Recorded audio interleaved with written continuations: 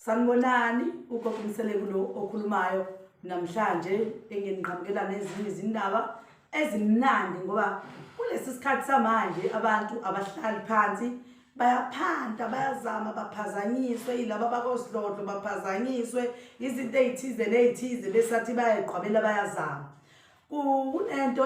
induku enginayo la yokuthi uma udayisa zingakhona izinto ezithize othola mhlambe izokuphazamisa njengokuba mhlambe udayisa utshwala udayisa ugwayi njoba ukudayisa lezi zinto lezi ayikho into ezofika izokuphazamisa mayelana nalowo ndayiso yakho engisho ukuthi leyo nduku leyo nginayo ekwazi ukuthi ikuvikele ezintweni kakhulukazi nje kulabo abahambe befuna lezo zinto lezo bethi bafuna utshwala uthola ukuthi abanye bazenza amaphoyisa bayona amaphoyisa bazofuna utshwala ngoba bezomelela utshwala behalela utshwala bakho kodwa babe sebeshintsha mhlambe banezingubo zamaphoyisa bafika kwabayijenti bamaphoyisa bazofuna lezi zinto lezi bezofuna ukuniqola bezonikhuthuza bezokwenza zonke izinto ezingekho right bezoqola nina lapha ekhaya engisho ukuthi induku yokuthi cha ke into zakho uma ozenzayo uma ukuthi uyadayisa lezo zinto lezo ikhona leyo nduku leyo engakusiza kahle kakhulu ukuthi uyisebenzisa ukugquma ukugeza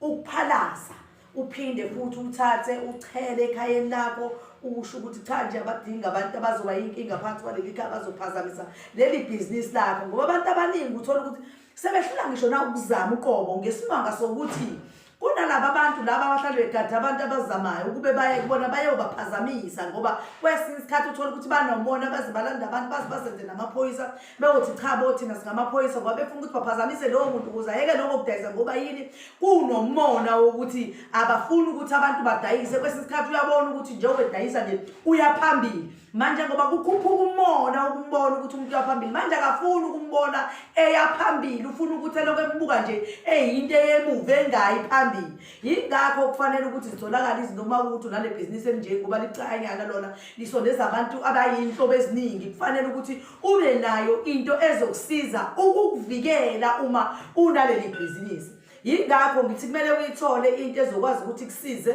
igadele ibe ngapha nangapha wenzela ukuthi uma usebenza nawe uhlale unayo into oyithemba la futhi kwayiwena ungathi uma udayisa bese uba umuntu oweak nje olula yiba umuntu onesithunzi yabo izinto zesithunzi uyisebenzisa ukuze umuntu noma ecabanga ini kuwena kodwa abone ukuthi akudlalelwa la yabo la athi bebheka nje abone la yabhupha la abonke ngeke ngikwazi ukwenza lutho la umuntu ayeke ngisho ukuthi umuntu bezokweleta mhlambe noma ngabe kuthiwa mhlamba abanye kubakweletele athi uzofuna ukuthi umkweletele naye ngoba ethi uzokuthatha ngalo ndlela athi bese fika kwena sindeke angakwazi ukwenza bayiloko ngoba yini unesithunzi uma ngabe ulula abantu bakwazi ukuthi bafike kwena bakhulume noma yini and mangabe umdayisi akufanele abantu bakhulume nomuntu obayithanda wena umuntu akakhulume kahle abe nesizotha nokuhlonipha azi ukuthi nawe ungumuntu alright ohloniphekile kodwa nawe uma uzoyekelela kodwa uthi uzokwenza ibhizinisi lezokuhlanganisa nabantu kodwa ube lula nje ube weak njengephephelwa umoya hayi awuzokwazi ukuzenza izinto zakho bazokuyisa abantu bazokuba bekweleta bakuthembisa izinto ezingazokwenzeka yiba nesithunzi umuntu ube nalo ndawo yakho nje umuntu mefika kwena akubona mangabe udayisa umuntu osimama kodwa cha ayintokazi lengcono abuke acabanga into eziningi afise nokuthi engcono ngakuvikela wena ezintweni yabo